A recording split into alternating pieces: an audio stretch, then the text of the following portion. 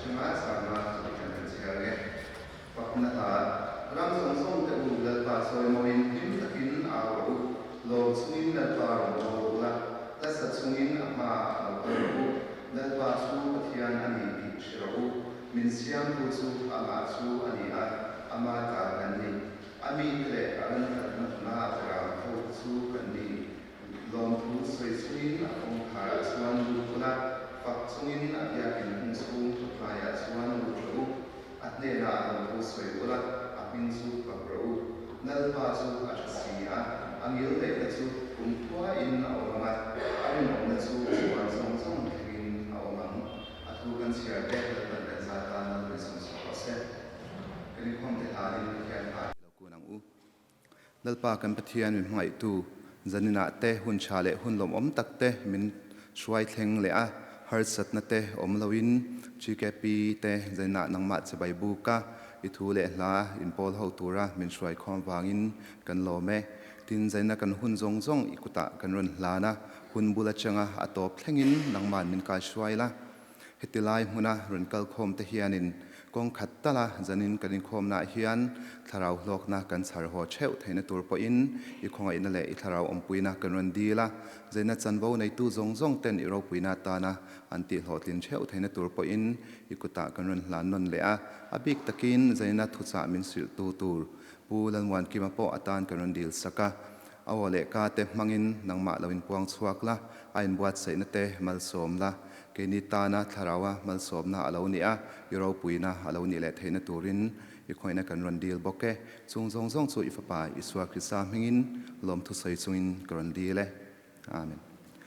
chuan tuna kenin dit secretary kan so manga kan sia tur poi mo te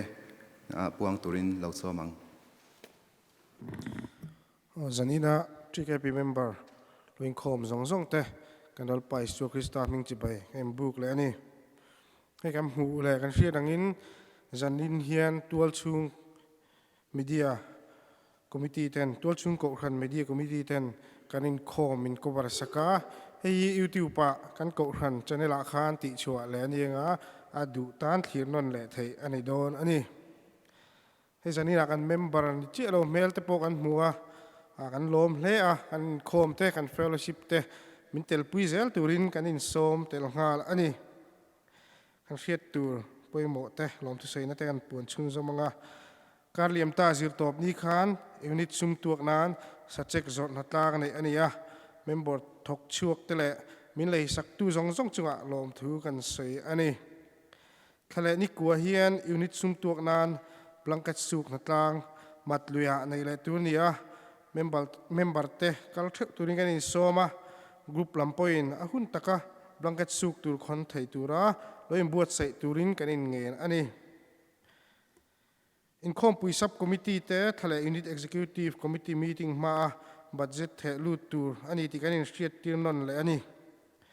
in khom bana hian group leader tin te thil sei ho turom wangin jubilee building room number 1 a thut khom lok tur ania property committee meeting an nei don boka member ten kan lo khedon nia khati zong kha kan hriat tur kan puan thei te chu ni kan zain sending subject mangin kan chongchai hawanga sending subject te ka chiaranga pakhatna GKP member wi hoboya tangmek te tan le ain kol nam huna thoktu zong zong te tan panhi na kumsang ni somni pali a kan unit planning te ti hlotin ani thei nan pathumna kan ko shana changa full time a rongbola thokmek te tan palina kan ko shan shwai tu tele bial to pastor le pro pastor GKP le junior GKP shwai tu zong zong te tan poi khat kan chiar non le ange GKP member wi hoboya tangmek te tan le an kol na huna thok tu zong zong te tan kumsang ni somni pali a kan unit planning te ti hlotlin ani thei nan kan ko shana changa full time a rongbola thokmek te tan kan ko shan shwai tu te bial to pastor le pro pastor GKP le junior GKP shwai tu zong zong te tan khang kalo chhia chwa mang te khanin kan zawain kan chungchai hawanga atop na kha ringdeu hakati kan tum don nia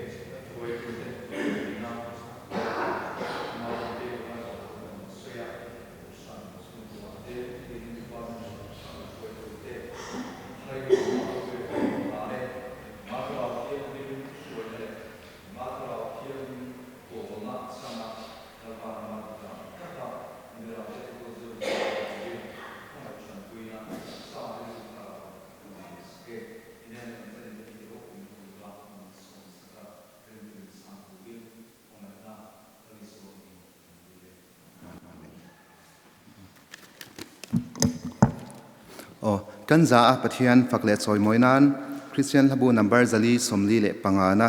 I hun ti thiang himla lalpa pol foro ti hla hi ding chungin kan sa anga he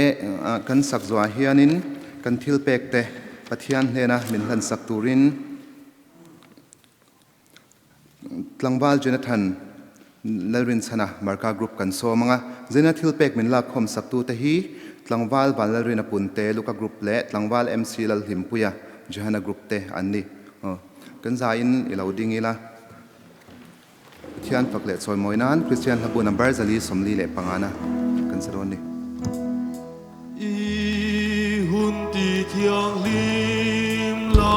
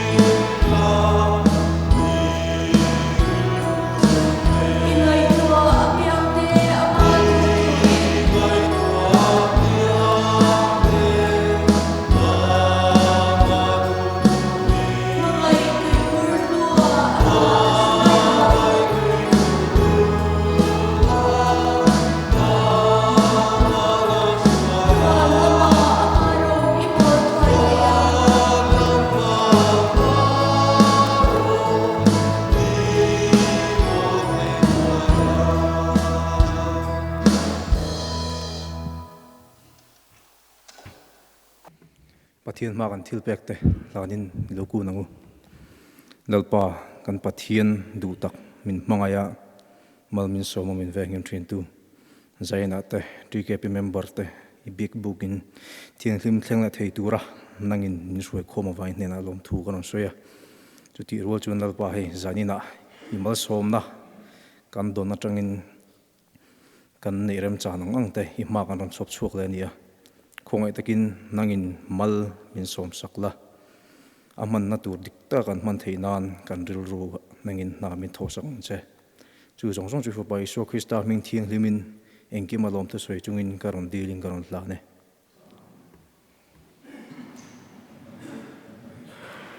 ole tuna chuanin TKP Samarinit life band te pathian hena fakna hlan turin lo somang pathian ro puinan zanina hian kan laron sakturi tharawin min suero tinia hun kan nei tlema maro chu kan phak tokin thei topin kan im buat seivea zanina hian trong traina nena milong hai thak sakturin kan som chuni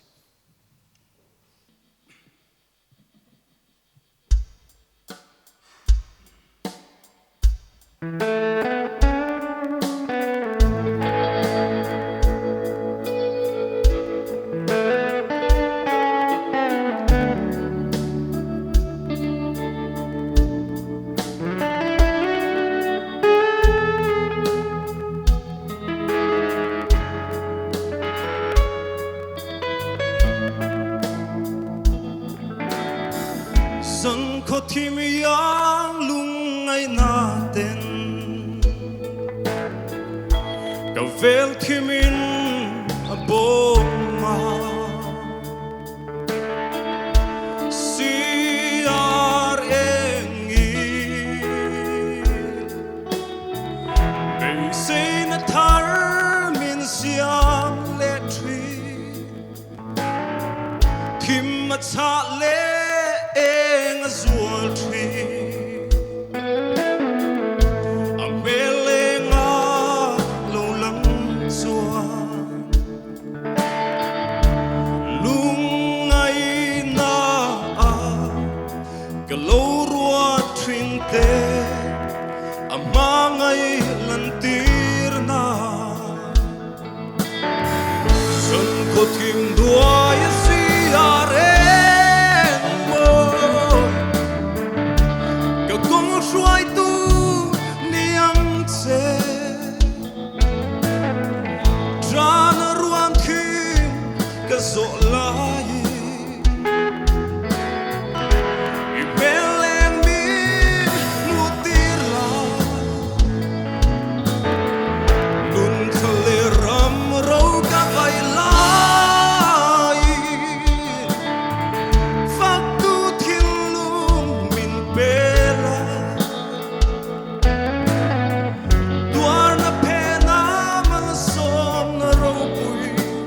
Lâu chân thế na Saravin min shuai ro Thu nun lâu phá tu nghe oma Và thúc em mà ngày na Tuar na mây bụi Mangai na lan tir tu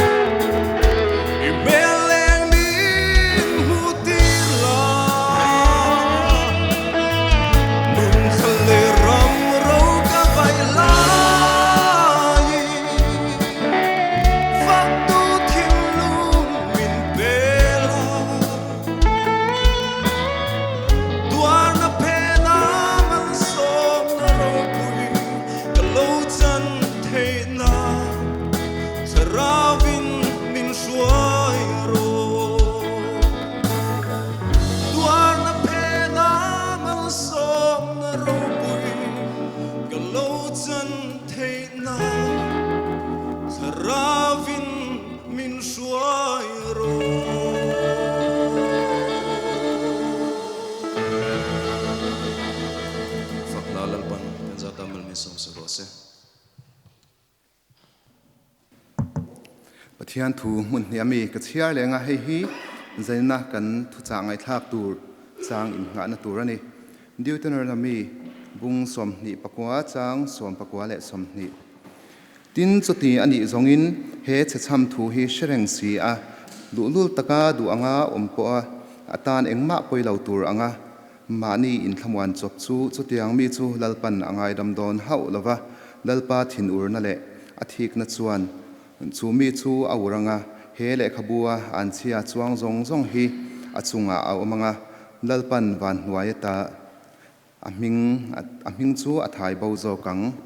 ti hi ani a tin mathaya bung som ni pali chang som thum paruka changa chang som thum le pakua thleng hian kan chia le ange nima sela chumi ni le hun chu pa chau lo chuan tu man van tir ko te po in fa pa po in a shelo tin nawa dam lai ang bok kha mishing fa pa lo kal len tur chu ani ang chung ni tuilet ma te chu nawalong a alu ni thlengin ngro khoi ti milangai damla chung ni tuilet ma te chuan nawalonga an lu ni thlengin an ein an bara nupui pasal an nei thin tui alo leta an za alak bo vek ma lo chuan engma shelawa mishing fapa local le na chu tiang bok chu ani ang athu kan siar tele chikepi chamarinit life benten fakna hla anon hlante atharin kan zata nalpan malmin som sakro se tuna chuan zaina thucha min shil tu tur kan so manga zaina thucha min shil tu tur hi pulan wan kima chikepi chamari unit president ani hian top thengin hun aron hmang to ang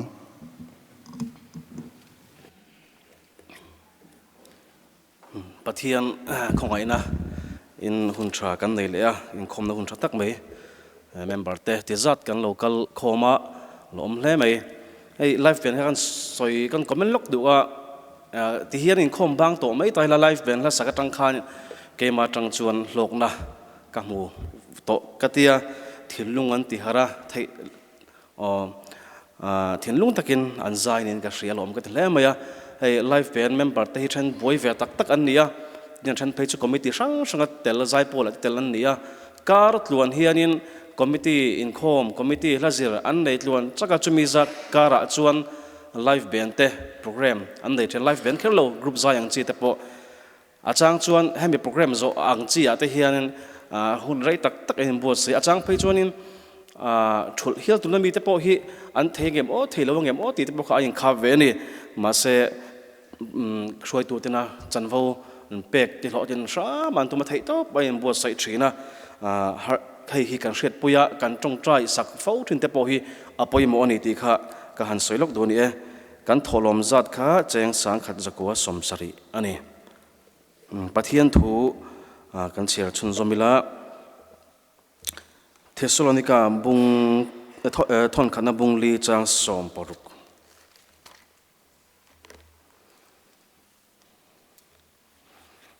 chang som poruk tang hian lalpa ngei chu au thom nen van tir ko chungnung ber on nen pathian totoro ri nen wana tingin alo chuk don si a tin Krista a thito chu an thoma sa anga chumi nuwa chuan ke ni nunga lolo om renga te hi boru ka lalpa muak turin anma ni rolin chum zinga tikhian lak chawin kan omang chuti chuan kumkho in lalpa nena kan om toang chu wangin heng thu hian in thlamuan ton ro chu wangin heng thu hian in thlamuan ton ro chuan mathaya bungsum ni pali chiar turi atama ma sai ka chiar vek lawanga poimo lai te bak chu atul daran sirin kan chiaranga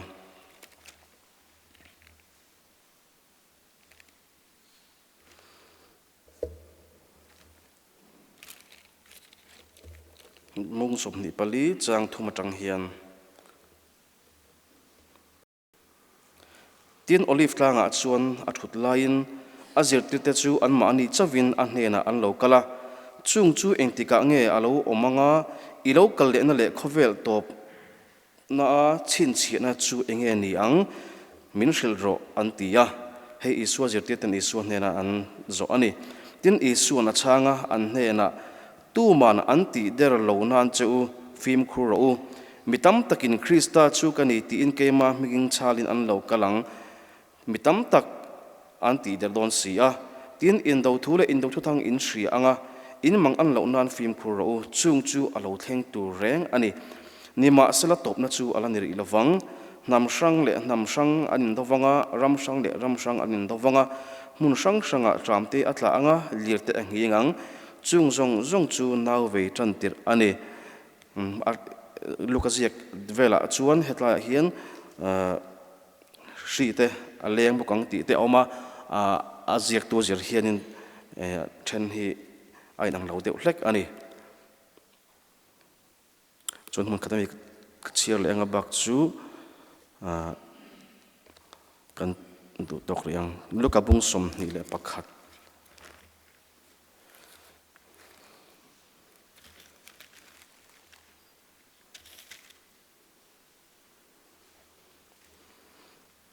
chang som thum pali ama ero chu film khur ro chuti chuan ei por lutuk nen zurui nen dam chung ko sak ngai tu na nen in ring in ril ru akhat lutuk hlo anga chumini chuan thang ok angin thok le khata in chunga alo thleng phutang chutiang tak chuan le chung zong om ta chunga chuan thleng theu don ani chuti chuan chung thil lo thleng tur zong te chu pumpel thlaka le mi ring fa pama ading tlaka ruat in ni theina turin englai po in tongtrai chungin ngai ven ro i kha a zaina kan thupui in ngal lai motor ani a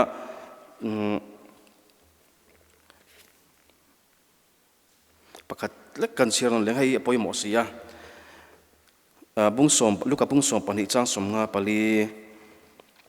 tin mi pui hne na po chuan thlang lama chum chuak in mu chuan ru asur don in tingal thina tin alo ni ngei thin tin chum thli le in hrit chim thlit le in hriat chuan tho asadone in ti thin tin alo ni ngei thin nang ni vervek tu khovel le van omzia po in hrefi thiam sia enga tinge tun lai thil hi in hrit fi thiam lo ni enga tinge nangma nin afel chu in ngai tu lo zaina hian ai kan chiar nu la ba kha chiar tu tam tak khal oma thupui ta na kan thlan ve chu lalpa lo kol le na ngai ven ro ti hi ani hu purom don khop mai ma sain pathian hena kuin tong trayang lalpa kan pathian min ngai tu i khongoida min chantira zaina hian lalpa GKP member te lai hmodon in khom te kan zawa hian lalpa nangma kan mo dan che in chan lo zaina hian lalpa nang kan hena lo omla ithu cha soitur kan boss te hi lalpa soi mai ahara soi fiat hiam po ahara tin he mi hring fin na hian angai tu chuak thleng tak don la soi fiat tak theidon bok lo khongai takin zanina kan thu soi le kan ti dik tura tang te hiat engem kong zong talalpa nangma ilo kal le hun chung changa hlokna kan nei ngai thenan le lalpa chumi atana in pe lote in pe out to zia te kan khret fiat thena alo ni the turin I tharau thinglim ompuin le amal somna kan dile nang man ro puina changla min mangai tu lalpa du tak thole Isu Krista min kan dile amen lalpa lo kalena chung chang hi soi thiam hi ahar soi hi turi soi hi atam to lo maya ke mani kan ko khana bo hianin soi ngai thak turi atam to lo ani ni kum khan bial tri ke pe khom puya khanin thupuya khan kan neya khami bakha kumina hian kan ngai thtem o ka helowa hei kan ko khan soi tu te zinga hen hemi chung changa ril de hen oma e puku ngate hengte hi ril taka soi thiam an nia ahun in thandan chung chang thlegin zaina hi chunin a zong kha ka soi don lowa again ni tian bu fai no ka han su ka hatia kan skul dual pop ang khan atlang pui kan skul dual pop don ani ti chuanin alo kal le na nga event tournament ti chan pakhat chu heng thu hian lo in thamon ton ro ti khani GKP member keini ho hian active member te hian lalpa lo kal le na chungchang an soite kan ngai thak te hian kan in thlamuan em kan thlamuan pha em ti hi kan nil ruin lo in zot taila nge hlawa khu thin kan ni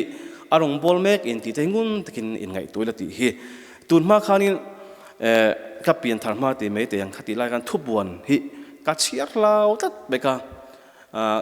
ที่ไบเบิลก็เชื่อแบบพอยังกัลกันอามาเราจุดปะเทียนคงไอ้นะกันจันนัวมินันเรียดเฟียตีร์เวเซลจิน่าฮิจวน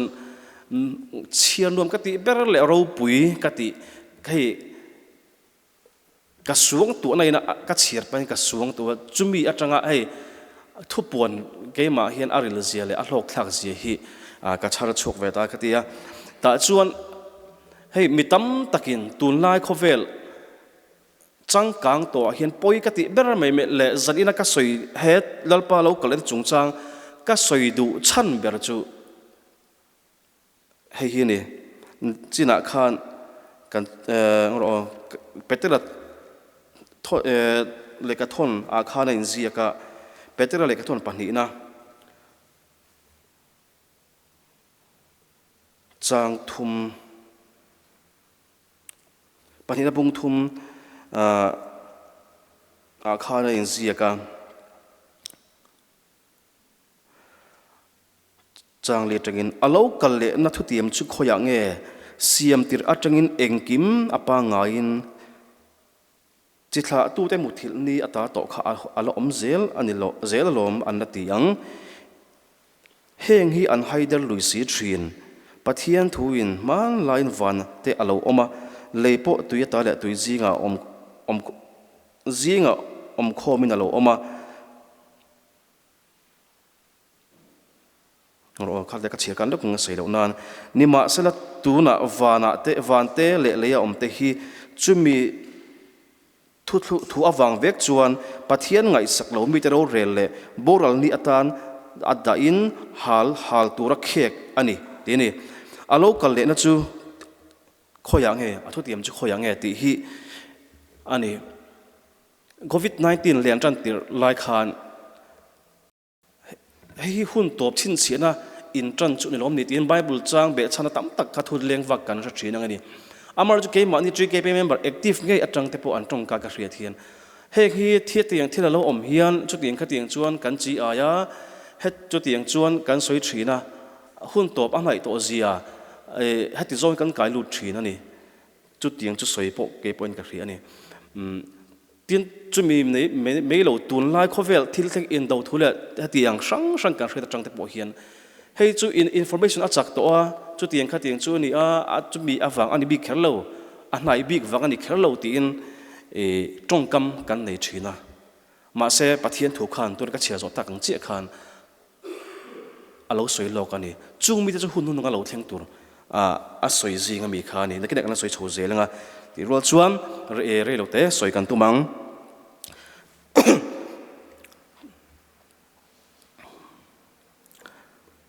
เองกันไงอีเวนต์ตัวจุนิตาอังเลทุบปวนักขานินเฮียสิลงฮีอารินอมินอดีกันนี่อดีบอกเสียมีตั้มตักชวนสวยขันกันสวยมาเฮ้จุดข้อเวลเปลี่ยนกันเร่งล้อมตีนจุดเตียงขัดเตียงชวนกันสวยชินเนี่ยมาเสละมีตั้มตักจุมีอวังจนสวยบ่าววินอันออกมาตุนไลน์นัดไงนี่ตุนไลน์ข้อเวลจนจุดเตียงขัดเตียงชวนนี่ตีอินปะเทียนถูฮีเดี๋ยวไม่เตียงอันนี้นะอังเดียกนี่แค่เรากันปมดานวมตีดานซงะสวยไงนี่สวยกันตำตาดินทุบปวนแต่พอฮีหุ่นกัลโตอารมณ์หุ่นกัลโตมีสวยน่าอารมณ์ตีฮีอันนี้ฟูทินนี่ตำตักฮีจุอันนี้เตะไม่อมไม่หันเชียรุละหุ่นกัลโตมีเตะอันนี้ดินอาเชนจุดเทงเมกละเทงตูดเตะอันนี้อามาคานทุบปวนกันในจีก็เวกันนี่จุดที่มีตำตักเช็ดทุยฟักเหลาเตะ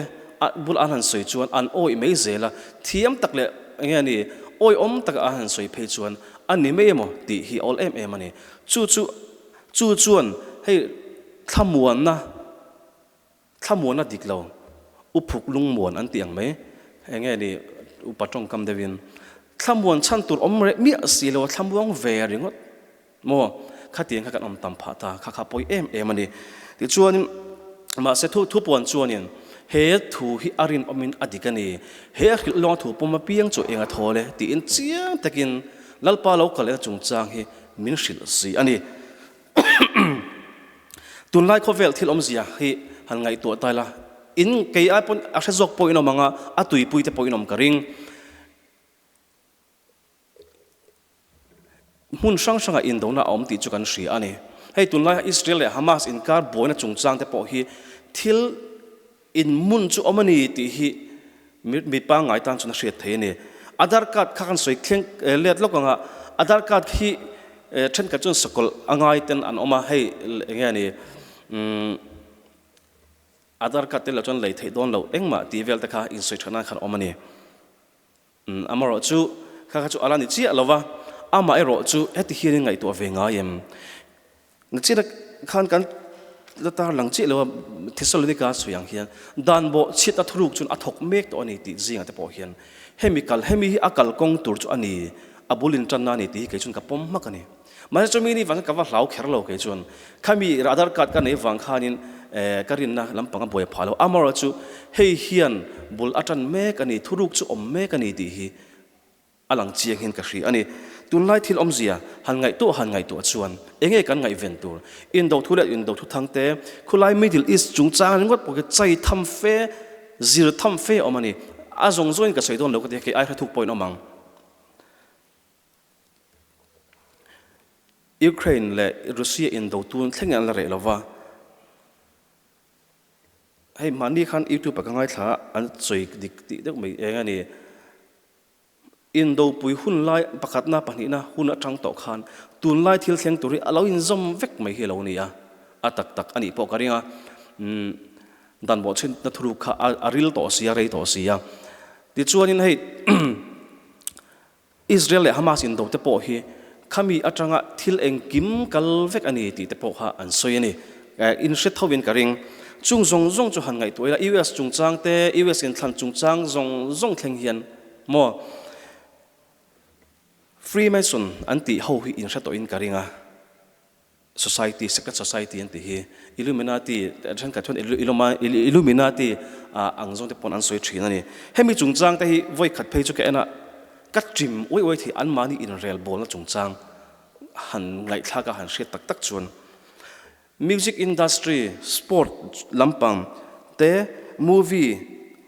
politics thlenga he Freemason ina engeni athunun ziate khovel ram sang shruai tu lut athunun ziate mo ama chu proof engmo amlo chan chu thuruk ani tatani dan bo china thuruk chun athok me kani hei a theology kan nei law khati zong han soi tu ka helonga he du te ghost te lamanga highlight hi heme chung chang hi ai ke ai hinan la soi fiat hi min karinga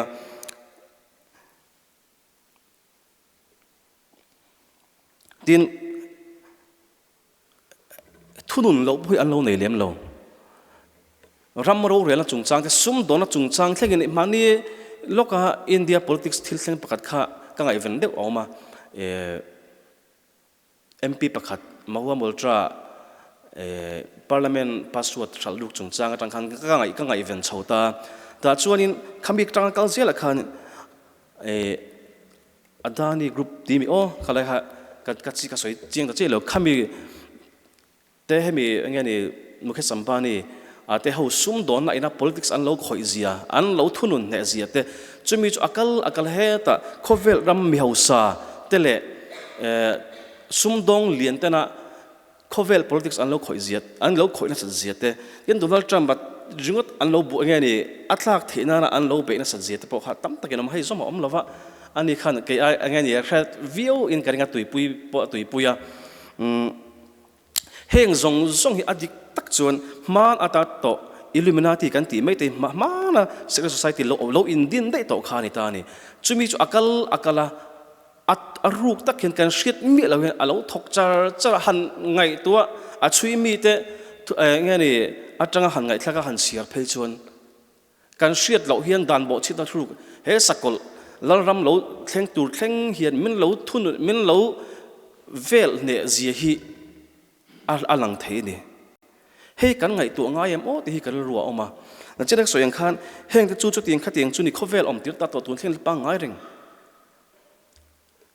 chumi chuan kan in thamon thin ani in thamon na tling mi si lo kha ma se dan bo china thulu khan athok mek reng ani zok ti hi kan ngai tu nai na om ngai ni pathian khong ina wangin kan mua zia kan thole na kan thoka kan zira kan du angin hun kan manga chu chu ani tur ang ve shim emo kan ti palang ti a hlom em ani hun nga khan enge khami tunlai thil thleng ni mi lo ni si lo khami lo lam zong khan mi hring nu thil lo thleng tur kha timothe khan alo soi chiang em maya ma ni in mangai tu te tang kangai na tu te chapau te intevate soi pathian soi tu te alanga pawa pathian soi tu kan tam em ta ni in hra thawang USA chun sitana ko khrante ashringa shrana adin ziate politics ain rol thuk ziate tin setana lim hial an ram khopuya an din tir ziate po kan shket ka ring manilo ka poron lar em kha alanga paun pathiri an soi chengam to kan soi chengam to ani kan rama ngei po kha a viral chem to ka ma po in tin bible hial hal po omani kha tin lom na chang khelo thil engkim vui vai reng chung kwa ram engani khotlang ko ran atri ke pi ang jong po vui reng mo pathian ngai sak anan nei ma se vui reng chi kan om bokani tin mangai na pian pui nei mi lo te huai kombol tlat te midang hek tlat chi te tin pathian mangai ayama ni lom na me mangai tu te hei apoimo ber jing mi ni a khai khomin ka re kam chung chang kam pathian mangai ayama ni lom na mangai tu te ani le pathian ka mangai na awang hian eng tin nge kam ni ka sim dang lam kam ni pathian mangai na eng tin nge min ti dang lam te ngai tu tai la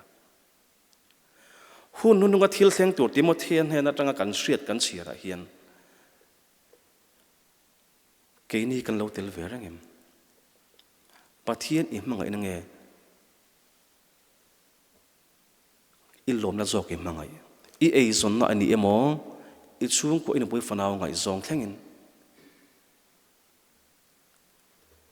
nge kan lir thei o kan tui zong tak poni thei chunga chuan pathian mangai na aya ma ni lonam he mangai zok tu jinga khan kan telem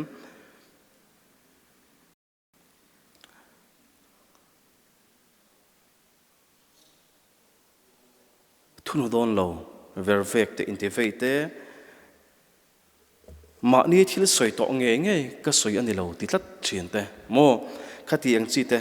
kan om kha han chip don chon pakhat te khan chip tham om ni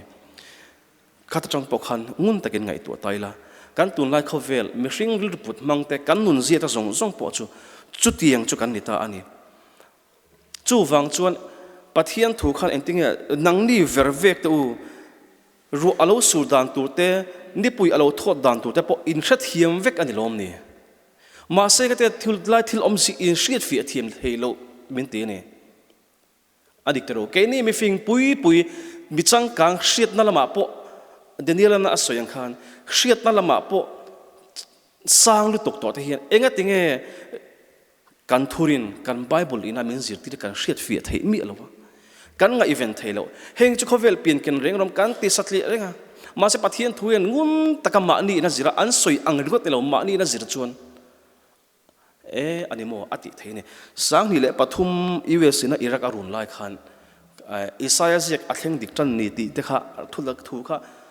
adat na sala khatila kan cell phone hi alo om vak lawa BSNL kha tlem te kha nei ne maya kan ange ni ria kha kan om tam vak lo mai thi amaro chu tlem ange ni kumlama upadeu te kha chon kan rin ka ringa khati la thuleng vak tam zia po kha chuti lai chuan ke po hin karil ru aron lang thuta ka bei ve chiam to he ya ma se nge min ti zam khan lova tin hei kat pian thar ma de ule ka pian thar nu he mi thian him lor te ka mu jing lu tu ka ke ma hian helam pang hi nghe ni han ngai ven te na hi min nei tir a chang chuanin mi thil him lor lo nia han lo kaya akai ve lo te kan mukura tiang vel te kha kan chung te nge nge po kan chen pui chung te nge po an kai lo ma se chu chuan ke ma hian min trong trai tir le thina ni a khalai kha kan soi peng nok ani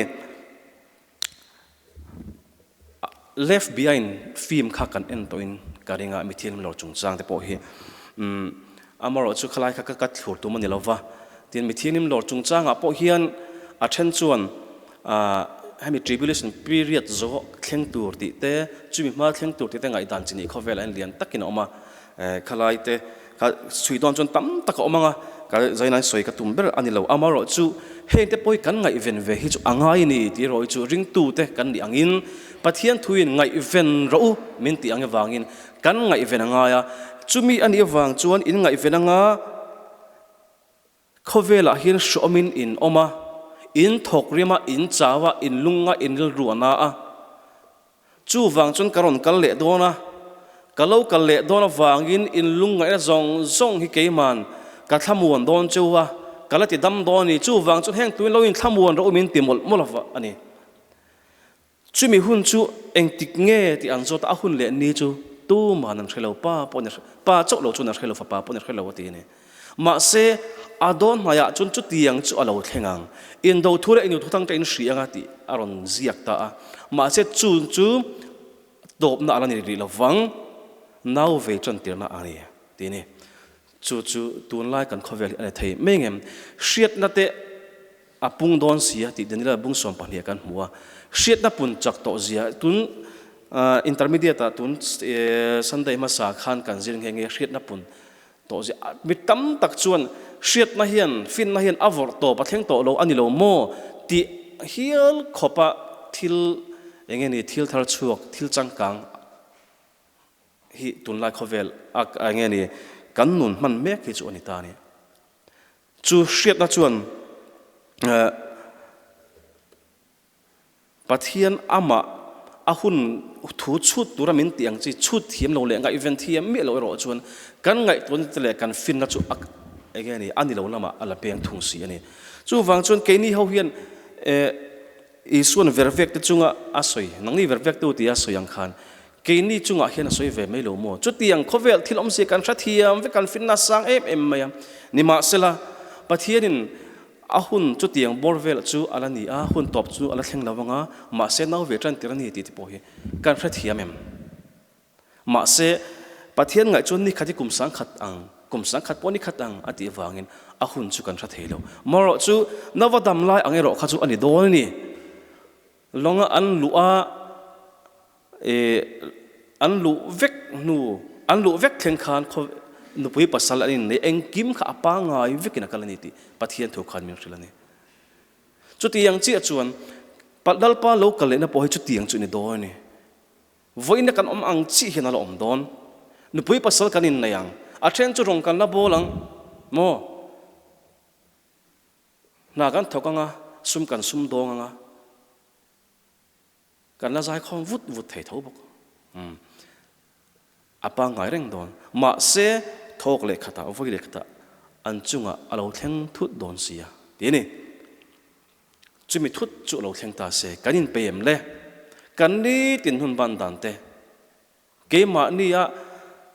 kan thin lung put dan te kan bulami ta la ka thin kan thin lung put dana te hian lalpa ma ading tlak ak nge ni kan ni the turin te min Sri Lankan lalpa ma thiam chan pui tlak thin lung te kan pu em tit po ingai tu taila kan than kan pak du de pakat ma se leng khom hla ni kan thang talem lo chuta chuan Nazaret Isu akalani ti kha om ta ti chuan mi thiang nim lor emo lalpa lo kal le ni lo thleng ta sela atuk loka hian ke ni ho hian he ta wal pui te ho hian Nazaret Isu akal liam ta ti kan sak pui vut ve thei ta ni chu wang chuanin ke ni ho hian kan ngai ven angaya ahun thua asoi chat thei ka thei ani lawa tu man an soi don hek lo chu wang chuan ke ni ro hi chuan mu hil te anga enge ni ngai ven lawa kan om hi pathian in lau em a kan ngai vena ahuna ama athiam chang kan din theina turin pathian thu chuan ngai ven ula fim khuro menti ani ta chuan khan chine kan chiata kan khan zurui emo zurui ti kha bible khan ron ji kan me ru lo sang sang ta hian ahun lai khan om ta se asoi tel nge yang ti ro ring ta ila kan sum don na ka ei porlu tuk ta nen mo kan tam chung ko sak lung kham luat awang te hian lalpa le thu tak hi ngai sak lo hian chumilam konga ngo chun kan penganga zirna te lalpa lo kal le ni thlengin hun chu ange ni kan hun man dan chu ngai reng ma se kan ziranga kan thukonga kan zong bokanga ma se lalpa hi nak tu ka lo kal thut se chumia in pe thei tura kan nun ero chu kan lo im bo sai ve thu ngai ni chung zong kan ti rol chuan lalpa tok thut thei din huna kan ding reng alo kal thut thei ami thianim te pathi aron la thut thei reng ani chumi a thiam changa kan om thei tur chuan kanin pe ama ta na in pe sa kan om ro chu angai ni ngai zong kan nei pon tro nula tlangwal na konga sex mang lo zong in tro thiang hlim takin tiang te pok angai ni le heng thu hian lo in thlamon ton ro ti ni a tuna khan enge ni tribulation period kan soi lova soi ka chak em ma se ka soi fi thiam don lova tum khat chu mi pakathin hemi chung chai mi ron ria chil topa atui ve em upc pa ni nge chat lian pui hian ke kala da thang nge ya in mu thin angin karinga tun ma de kha chan om thin kha han soi ve ta po thiamang to kan soi ve ta po ka cha ka ma se arei don sia ve khat ukunga dam doina thu soya chu mi chung chang chu soya Sunday school ka tlai thak hian hun kan mang to chu wajan zaina ka tilang ngam talo ani mara chu mani in lo in ve shrim taila Thessalonica zia ka te khan ngun taka lo chira lo in zir ve tu khan kan in so mani kan thamona tura thu cha ani a keini muhil to ta chan ching ro ka chiala kan khala ka poimo ka te sia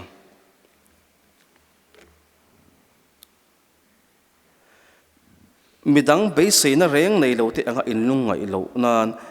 muhil te chanchin in hriat lo ka du la veti khana ron tana ti chuan lalpa nge chu aw thom nen van tir ko chungnung ber on en pathian to to din nen van atring alo chu don si a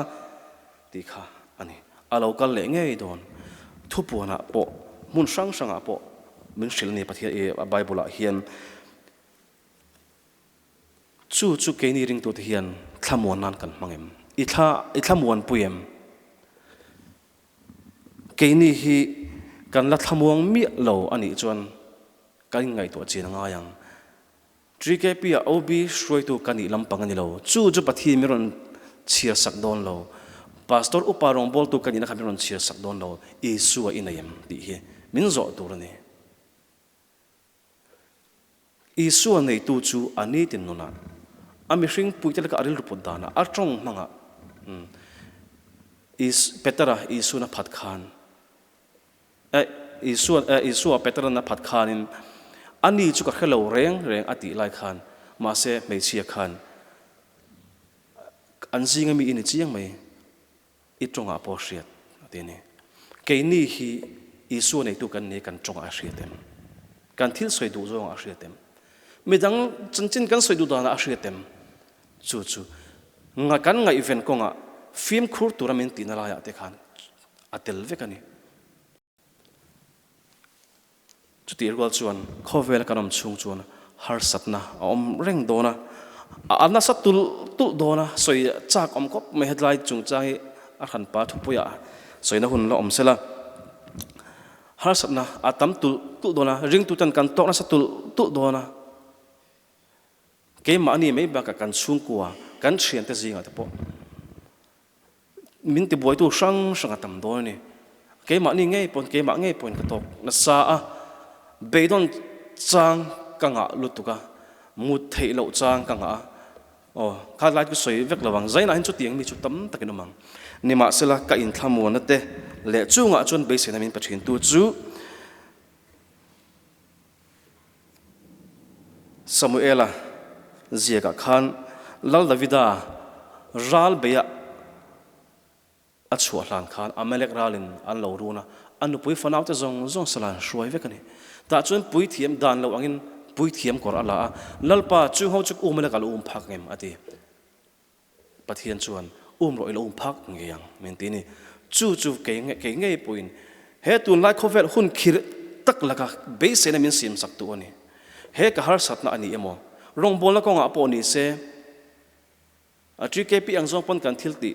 a hian heng kan ma ti tu le kan thil kan rong bol ma ba ga hian kan member te chung changa po ni se be se na min sim sak thina ni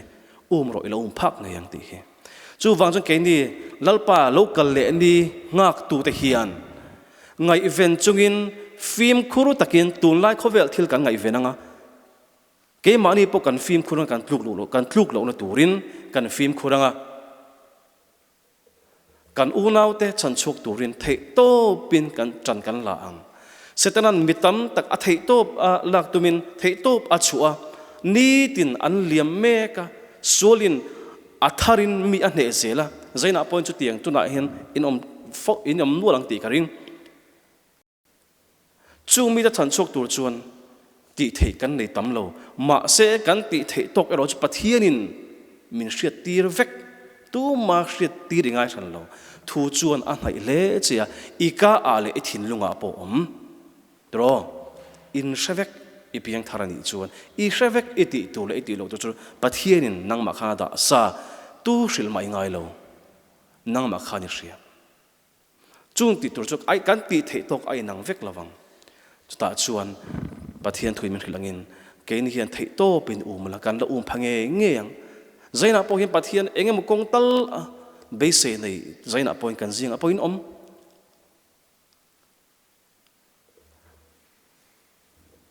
in har satna kan har satna chu ai nang ai asang sang aniang ma se pathian ne be se tlat ro ama be se tu te tu ma ate thon ngai lo tin mi hring fa te mitam takin muang an ruat angin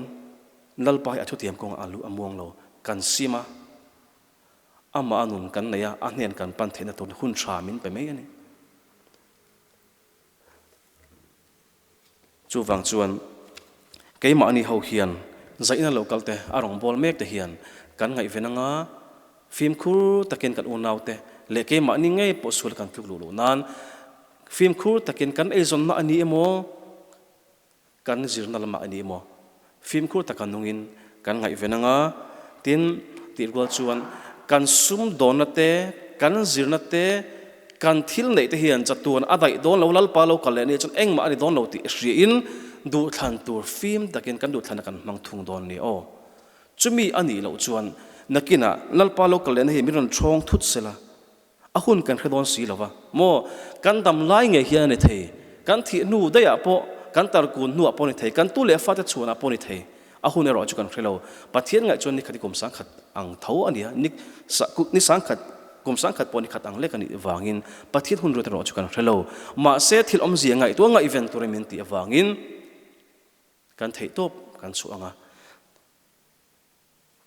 athu ina min hrilangin hele kabu shil long na thu pom piang chu ai anga thole ti thu puan bung som ni pani chang sariam min hrilangin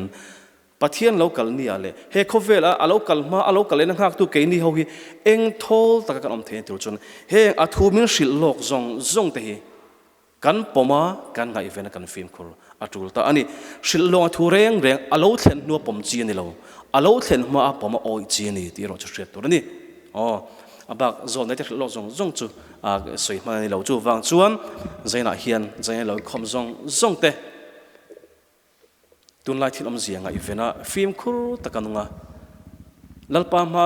lo kal le ania thiam chang kan din theu thein turin a hril longa thu poma ama ta na in lan thar turin zaina hian kanin som le ani pathin athu mal somo se le kan don to anga thar hununga tan Christian thabu number kêu này giờ này xóm li bằng na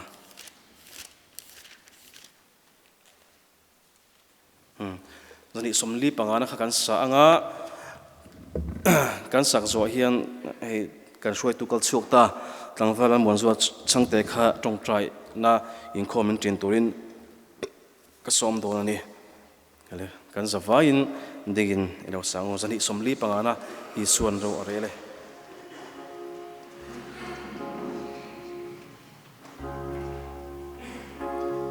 I suan ro arele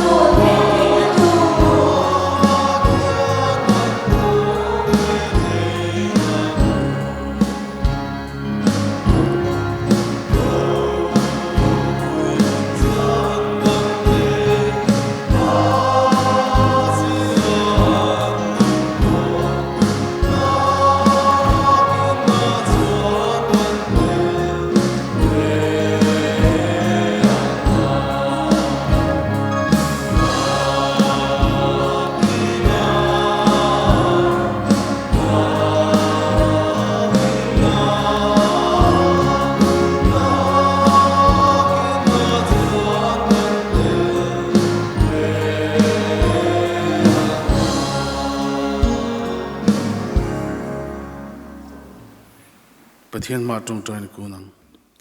lalpa kan pathian chungnung bermin maya min kol tu zaina in khom na hun thatak mai le hun nuam tak min buat sai sakawain he lom thu kan ron soya zaina po thu poimo tak tak te fakla thatak te kan ngai thlai ne lom thu kan ron soya tinal pai lo kal le na ni alo thlen ma nge hian zaina rong kal khom zong te hian nang ma tan in nen thleng ve thei tura kan in buat sai na turin kan thu cha te pawmal min som sakla kan zawa hin kan topna kan tumber kan gol chu van ram ani thei na turin zaina kan thu cha ngai thla ka tang te pokhan angin kan ril ru ngai tu na te itana in buat sai deuh thei turin min puila kan malam hun local le zel tura po i du zong hria i kong min ko mu te kan thlan thiam thei na turin min puyang che engkim kan ti te i ro puina ni se chung chi fa pai so krista min kan ron di le